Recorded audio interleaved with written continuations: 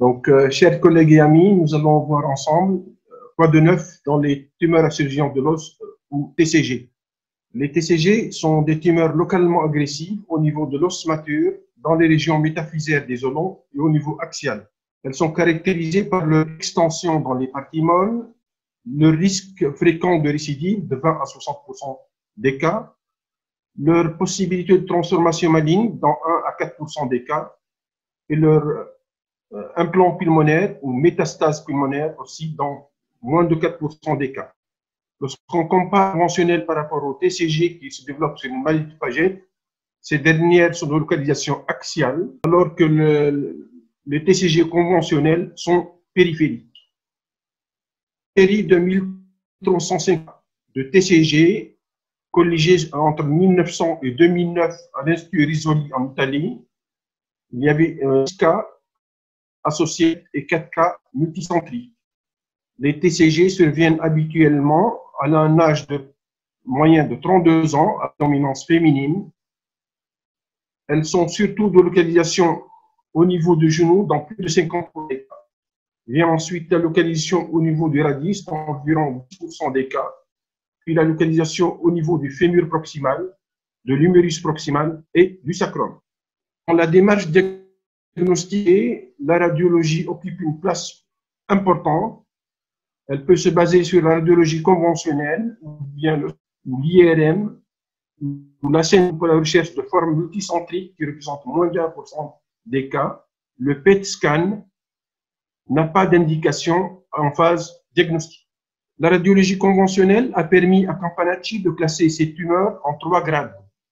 Le grade 1 pour les lésions kystiques, le grade 2 pour les lésions qui vont perforer le cortex osseux ou la corticale osseuse, et le grade 3 lorsqu'une extension dans les parties. Mais la classification la plus utilisée actuellement est celle d'Henking, qui distingue 3 stades et qui associe aux radiologiques de données cliniques. Donc, on distingue le stade 1 qui est la forme latente où la tumeur est intra-osseuse, que la lésion va souffler la corticale osseuse. On parle alors d'une forme active. Et le stade 3, c'est pour des formes adhésion, va présenter une extension dans les parties molles. Dans les stades 1 et 2, ces lésions peuvent s'accompagner de fractures pathologiques. Sur le plan macroscopique, on retrouve donc cet aspect d'agressivité de la TCG avec extension dans les parties molles. Ces TCG peuvent parfois présenter un aspect de kyste anévrismal ou subir un infarctus presque complet. À l'histologie, elles sont formées de 3 constituants principaux. Le premier constituant, c'est les cellules tumorales vraies ou cellules stromales. Deuxième composante, c'est les cellules géantes multinucléées qui peuvent comporter plus de 100 noyaux.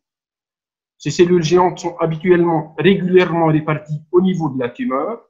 Et la troisième composante, c'est la composante monohistiocytaire, c'est les petits noyaux que vous voyez à la périphérie de la cellule géante. Les TCG peuvent présenter un aspect de kyste anévrismal ou bien une ossification métaplasique et rarement des atypies marquées au niveau des cellules tumorales vraies. Et on parle alors de TCG atypique ou symplastique. Sur le plan génétique, les associations télomériques ne sont pas spécifiques de la TCG.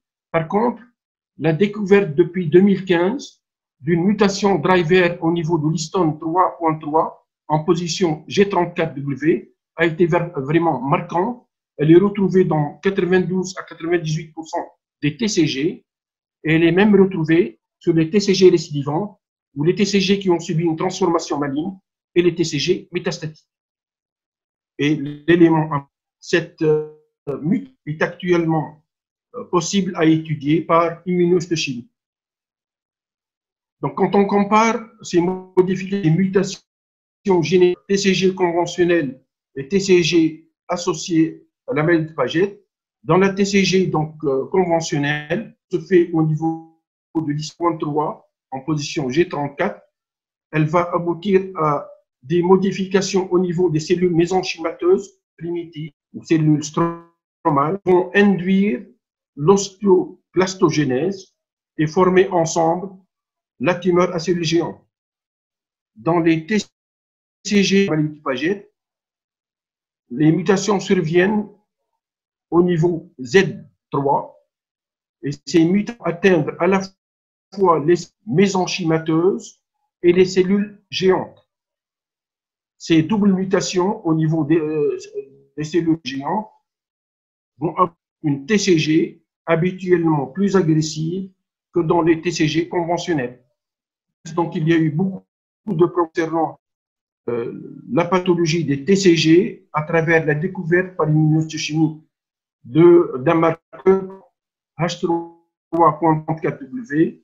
Vous avez ici des illustrations en immunofluorescence, en immunohistochimie conventionnelle, où les cellules tumorales sont soit l'immunofluorescence ou en brun pour l'immunohistochimie conventionnelle, alors que les cellules géantes, vous voyez ici en vert et aussi en histochimie conventionnelle, restent négatives. Cette découverte donc, de cette MUT34W et ses applications de chimie a été vraiment d'une importance considérable en pratique pathologique. Donc, l'observation d'une jeune fille s'est présentée pour une fracture spontanée du radius gauche. La biopsie avait conclu, vous voyez ici donc une cellule géante, particularité d'avoir une ostéogenèse marquée, et puis les cellules tumorales vraies, ou cellules stromales, un index mitotique élevé. L'immunohistochimie montre que les cellules tumorales vraies sont diffusément positives pour G34W. Et donc, le diagnostic retenu était celui d'une TCG conventionnelle. Donc, elle a été opérée en mars 2017. De sa surveillance, on découvre au niveau pulmonaire de multiples nodules tumoraux. Et la biopsie de ces nodules a montré qu'il s'agit d'une prolifération tumorale avec une ostéogenèse importante et atypique, et tumorale, un index mitotique élevé. Vous voyez à ce niveau donc des cellules géantes qui sont par endroits nombreuses. Alors, l'immunohistochimie est là aussi positif de façon diffuse dans les cellules tumorales. Cet aspect d'ostéogenèse atypique et un index mitotique, l'hématologiste qui avait consulté dans ce cas avait conclu à un osteosarcome riche en cellules géantes. La patiente a été mise sous chimiothérapie, 2 cycles de réponse clinique, et le cas a été adressé donc pour avis à 6 experts en anapathe donc orthopédique aux États-Unis, en Europe et en Angleterre. Les réponses étaient TCG conventionnel métastatique, atypique, TCG maligne métastatique ou osteosarcome métastatique riche en cellules géantes. Et après traitation, le diagnostic retenu était celui de métastase pulmonaire d'une TCG atypique, sans signe de malignité.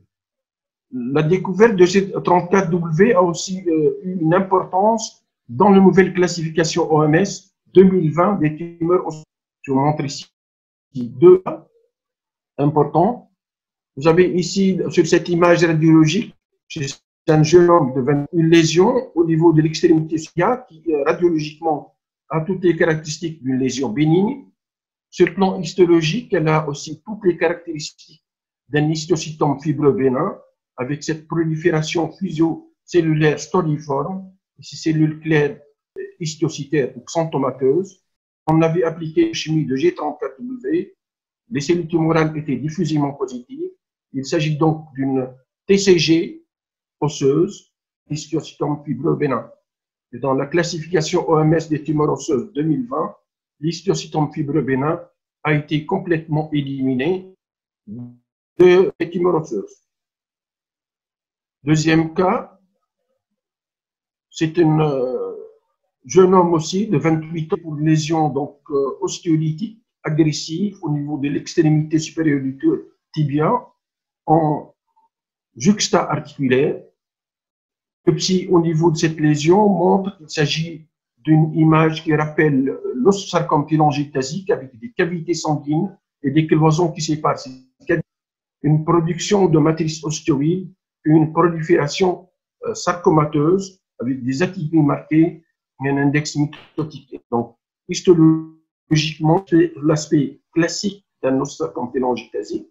Mais quand on avait appliqué l'immunocytosmie pour G34W, les cellules JTI, et donc le diagnostic était celui d'une TCG maligne et non pas d'un osteosarcome télangiectasique. Cette observation a été rapportée en 2017, et depuis cette date, 12 cas ont été rapportés de TCG maligne juxta-articulaire, et actuellement, dans la nouvelle de l'OMS 2020 des tumeurs osseuses, l'ostéosarcome télangiectasique juxta-articulaire a été aussi complètement éliminé, remplacé par TCG osseuse maligne. Dans l'homéostasie osseuse, la RANK-ligand RANK-OPG a permis en début de 2020 de mieux comprendre la physiopathie de cet équilibre donc osseux.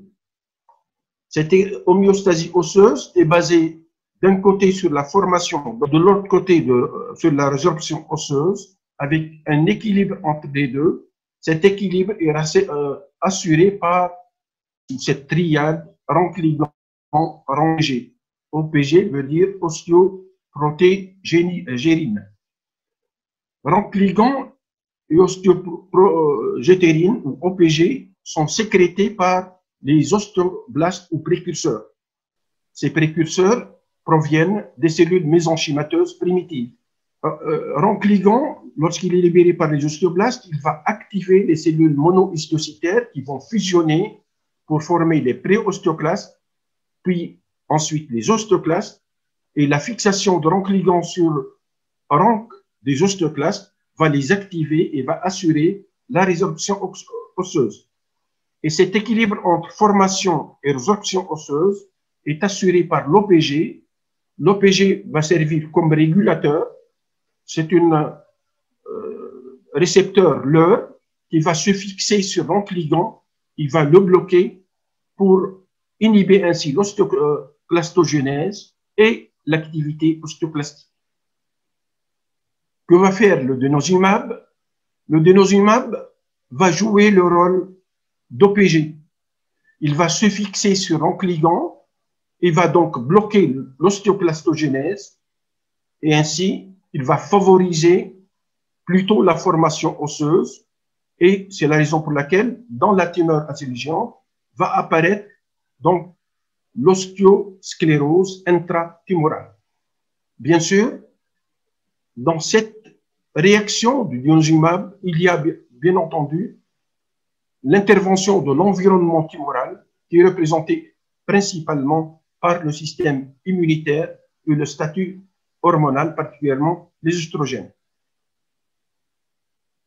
Donc, quand on compare l'état des TCG conventionnels par rapport à l'état des TCG après denosumab, vous voyez que dans les TCG conventionnels, la fixation de RANK-ligand sur RANK va activer l'ostéoclastogenèse et va activer la fonction des ostéoclastes. Et donc, on va avoir plus de résorption osseuse que de formation. Et c'est la raison pour laquelle la lésion va apparaître ostéolytique. Après denosumab, celui-ci va se fixer sur RANK-ligand. Il va bloquer le récepteur RANK des ostéoclastes. Donc, il va bloquer l'ostéoclastogenèse. Il va inhiber les ostéoclastes et par conséquent, la résorption osseuse va être bloquée et c'est la formation osseuse qui va prendre le dessus et c'est la raison pour laquelle la tumeur va présenter au fur et à mesure un aspect ostéocondensant. Quand on essaye de voir les modifications qui surviennent donc après denosumab au niveau des TCG, on voit que les TCG ne vont pas tuer les cellules tumorales, ils vont juste les inhiber et par conséquent, on va avoir une réduction dans la prolifération tumorale. Par contre, ils vont agir sur l'ostéoclastogenèse et ça peut aboutir jusqu'à la disparition totale des cellules géantes et les cellules tumorales stromales qui ont un phénotype ostéoblastiques vont produire de l'os et donc la TCG va subir avec le temps une modification fibro-osseuse qui va commencer à la périphérie de la tumeur puis diffuser à toute la surface tumorale. En plus, cette modification fibro-osseuse, les cellules tumorales stromales, sous l'effet de nosimab, peuvent présenter parfois des atypies et cet aspect donc d'ossification importante au niveau de la tumeur, avec l'aspect atypique des cellules tumorales, peut amener à des erreurs de diagnostic et de confusion avec un osteosarcome. Ces modifications au niveau du TCG, après du nosimab, peuvent se voir sur la tumeur primitive, peuvent se voir sur les récidives, sur les métastases et même lorsqu'il y a une transformation maligne des TCG. Alors, comment est-ce qu'on va surveiller cette action du denosumab au niveau des TCG? Toujours par les mêmes moyens radiologiques que nous avons vus pour le point de vue diagnostic. Mais l'élément important ici, c'est l'apport du PET scan lorsqu'on est en présence d'une TCG qui a été traitée par le denosumab. Nous allons voir quelques exemples. Voici ici l'observation d'une jeune patiente qui avait une lésion au niveau de l'extrémité inférieure du radius avec une fracture pathologique. Les biopsies au niveau de cette tumeur montrent qu'il s'agit bien d'une tumeur à cellules géantes osseuses conventionnelle avec la répartition donc régulière des cellules géantes. Les cellules tumorales stromales étaient positives pour Rampligand. Les cellules géantes étaient positives pour RAMP. Après 2 mois de denosumab, vous voyez donc dans la lésion apparition d'une ostéosclérose périphérique qui délimite bien la lésion et qui commence à diffuser à l'intérieur de la masse tumorale. Et sur le plan histologique, vous avez donc une ossification métaplasique importante au niveau de la prolifération. Les cellules géantes sont complètement disparues et les cellules tumorales, donc stromales, ne présentent plus de positivité pour le Rampligand. Pourquoi? Parce que le denosumab s'est fixé sur Rampligand et donc il va inhiber l'expression immunohistochimique de Rampligand dans les cellules tumorales. Notre cas, c'est une patiente âgée de 62 ans avec une tumeur au niveau du bassin, particulièrement au niveau sciatique. C'est une tumeur ostéolytique expansive. C'est une tumeur unique à la scintigraphie et la biopsie à l'aiguille a montré qu'il s'agit bien d'une tumeur à cellules géantes, mais dans cette tumeur, les cellules tumorales vraies présentent des atypies marquées. Il existe aussi par endroits une ostéogenèse et bien sûr se pose sur cet aspect histologique le problème de diagnostic différentiel entre TCG maligne, TCG atypique ou ostéosarcome à cellules géantes. Et c'est dans ces cas-là que l'étude de la prolifération tumorale par le Ki-67 a un apport important pour aider au diagnostic précis. Habituellement, lorsqu'il s'agit d'une tumeur à cellules géantes maligne ou bien d'un ostéosarcome à cellules géantes, le Ki-67 serait exprimé à un index élevé qui dépasse en général les 10-15%. Dans cette tumeur, le Ki-67, c'est le petit noyau que vous voyez là, marqué en brun, ne dépasse pas les 5%, donc il ne s'agit pas d'une tumeur maligne, c'est une TCG atypique ou symplastique. Cette patiente a été mise sous denosumab. Vous voyez, après un mois, il commence à y avoir un épaississement à la périphérie donc, de la lésion. C'est l'ostéosclérose qui commence à se développer à ce niveau. Et le SUV était à 4,5. Après 3 mois de denosumab, vous voyez que cette ostéosclérose est devenue plus importante. La tumeur a diminué de taille.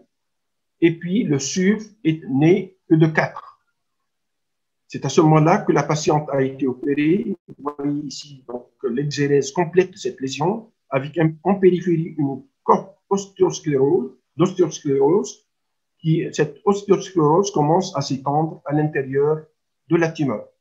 Et sur le plan histologique, vous avez donc une ossification massive aussi au niveau de cette prolifération tumorale, avec persistance de quelques cellules tumorales atypiques, donc, et de quelques cellules géantes.